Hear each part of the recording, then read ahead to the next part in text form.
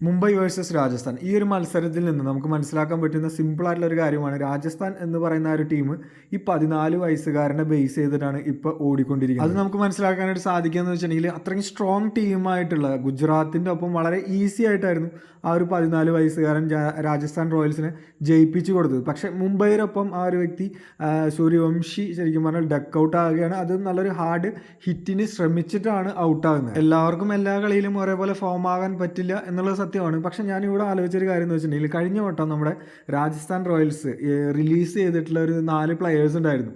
അതിൽ 3 പ്ലെയേഴ്സ് ഇപ്പോൾ കളിക്കുന്നതെന്ന് വെച്ചിട്ടുണ്ടെങ്കിൽ അത്രയ്ക്കും നല്ല ഫോമോട് കൂടിയിട്ടാണ് കളിക്കുന്നത്. നമ്മുടെ ജോസേട്ടൻ ഗുജറാത്തിന് തന്നെ ഒരു 2 പ്രാവശ്യം അവരെ ജയിപ്പിച്ചു കൊടുത്തുള്ള കളികൾ ഉണ്ടായിട്ടുണ്ട്. മറ്റൊരു കാര്യമാണ് നമ്മുടെ ചാഹലുണ്ടല്ലോ, ചാഹലും ഇതേപോലെ തന്നെ ഒരു കളി അത്രയും ഫോമായിട്ടാണ് ഇപ്പോൾ ചാഹൽ ഇപ്പോൾ പഞ്ചാബിൽ കളിച്ചുകൊണ്ടിരിക്കുന്നത്.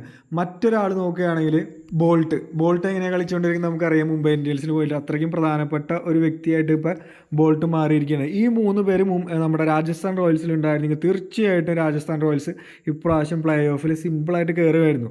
പക്ഷേ ഇവിടെ ശരിക്കും പറഞ്ഞാൽ ആ ഒരു മാനേജ്മെൻറ്റിന് വ്യക്തമായിട്ടുള്ളൊരു പ്ലാൻ ഉണ്ടെന്ന് നമുക്ക് കാണാനായിട്ട് സാധിക്കും. ഈ ഒരു സീസണോട് കൂടിയിട്ട് റിയാൻ പരാഗിനെ ക്യാപ്റ്റൻസിയിലേക്ക് കൊണ്ടുവരണം.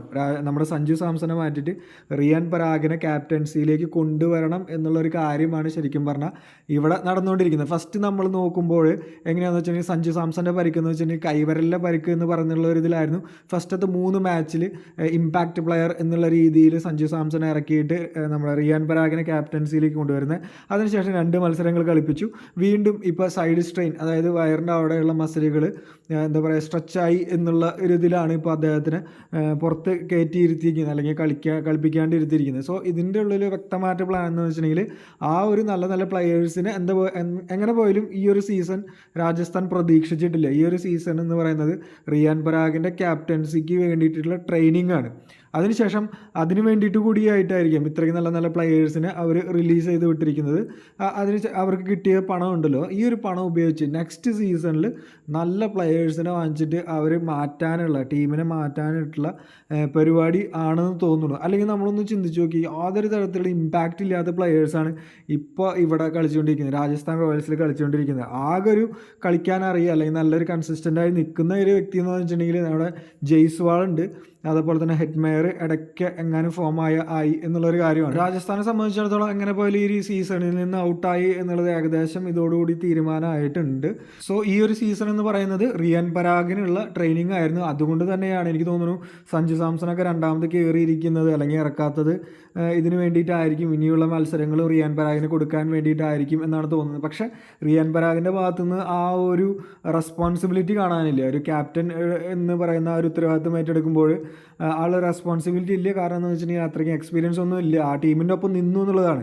ഞാൻ ആലോചിച്ച് നോക്കിയിട്ടുണ്ട്, റിയാൻ പരാഗ് എന്ന് പറയുന്ന വ്യക്തി ആകെ കളിച്ചിട്ടുള്ളത് കഴിഞ്ഞ വർഷം 2024 IPL മാത്രമാണ്. ബാക്കിയുള്ള കളികൾ മുഴുവൻ ഏകദേശം 17ാമത്തെ വയസ്സ് മുതൽ കളിച്ചു തുടങ്ങി ഈ രാജസ്ഥാൻ റോയൽസിൻ്റെ ടീമിലുണ്ട്. ആ കളികളൊക്കെ കൂടിയൊരു 10-20 റൺ എടുക്കും. നല്ലൊരു ഫീൽഡിംഗ് എന്ന് പറയുന്നത് അദ്ദേഹം ആത്മാർത്ഥമായി ചെയ്യും. എന്നിരുന്നാലും ഒരൊറ്റ കളികൾ പോലും ആളെ മാറ്റിയിരുത്തിയിട്ടില്ല. എന്തുകൊണ്ടാണെന്ന് വെച്ചിട്ടുണ്ടെങ്കിൽ ആ മാനേജ്മെൻറ്റിൽ ഒരു വ്യക്തി എന്ന് പറയുന്നത് റിയാൻ പരാഗിൻ്റെ റിലേറ്റീവ് ആണ് എന്നുള്ള കാരണം കൊണ്ടാണ്. സോ ആ ഒരു വ്യക്തിയുടെ താല്പര്യം കൊണ്ട് ആണ് ഇപ്പോൾ ശരിക്കും പറഞ്ഞാൽ ഈ ഒരു ടീമിനെ ശരിക്കും പറഞ്ഞാൽ അവർ ഉടച്ച് വാർത്ത് മറ്റൊരു ഷേപ്പിലേക്ക് കൊണ്ടുവരാനായിട്ട് ശ്രമിക്കുന്നത്. മറ്റൊരു കാര്യം എന്ന് വെച്ചിട്ടുണ്ടെങ്കിൽ ഈ മാനേജ്മെൻറ്റ് പറയാനായിട്ടുള്ളൊരു കാര്യമുണ്ട്. അതായത് ഇത്രയ്ക്കും നാൾ സഞ്ജു സാംസൺ ക്യാപ്റ്റൻസി എന്ന് പറയുന്ന രീതിയിൽ വന്നു, പക്ഷേ ഒരു കിരീടം എന്ന് പറയുന്നൊരു സംഭവം കിട്ടിയിട്ടില്ല എന്നൊരു കാര്യമുണ്ട്. പക്ഷേ കിരീടത്തിൻ്റെ അടുത്ത് വരെ എത്തിയിട്ടുള്ള സിറ്റുവേഷനും ഉണ്ടായിട്ടുണ്ട്. സോ ഇനി നമ്മൾ നോക്കേണ്ടത് എന്ന് വെച്ചിട്ടുണ്ടെങ്കിൽ സഞ്ജു സാംസൻ്റെ ഭാവി എന്ന് പറയുന്നതാണ്. ശരിക്കും പറഞ്ഞാൽ റിയാൻ പരാഗിലേക്ക് ക്യാപ്റ്റൻസി കൊടുക്കുകയാണെങ്കിൽ നമുക്കൊന്നും പ്രെഡിക്റ്റ് ചെയ്യാനായിട്ട് സാധിക്കില്ല. ക്യാപ്റ്റൻസി കൊടുക്കുകയാണെങ്കിൽ സഞ്ജു സാംസൺ അവിടെ ഒരു കഥാപാത്രം എന്നുള്ള രീതിയിൽ മാത്രം കളിക്കുന്ന ഒരു ലെവലിലാകും. അതായത് ഇപ്പോൾ നമ്മുടെ RCBയിലൊക്കെ കാണുന്ന പോലെ വിരാട് കോഹ്ലി കപ്പെടുക്കാനായിട്ട് ഭാഗ്യമില്ലാത്ത നായകൻ എന്ന് പറയുന്നത് കൊണ്ട് മറ്റൊരു നായകനെ വെച്ച് കളിക്കുന്നത് പോലെ സഞ്ജു സാംസൺ ഇപ്പോൾ റിയാൻ പരാഗിൻ്റെ കീഴിൽ കളിക്കേണ്ടതായിട്ട് വരാൻ ചാൻസ് ഉണ്ട്.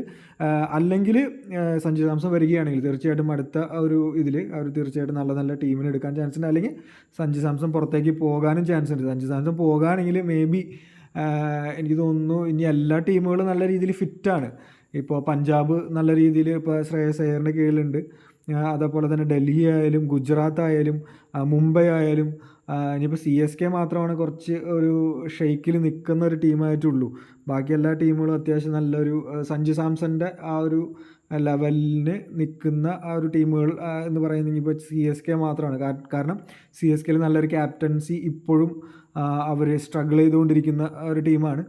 മറ്റൊരു കാര്യം എന്ന് വെച്ചിട്ടുണ്ടെങ്കിൽ നമുക്ക് RCB ഉണ്ട്. RCBയിൽ കോഹ്ലി റിട്ടയർ ആകുകയാണെങ്കിൽ അവിടെ ഒരു ചാൻസ് സഞ്ജു സാംസൺ ഉണ്ട് എന്നുള്ളതാണ്.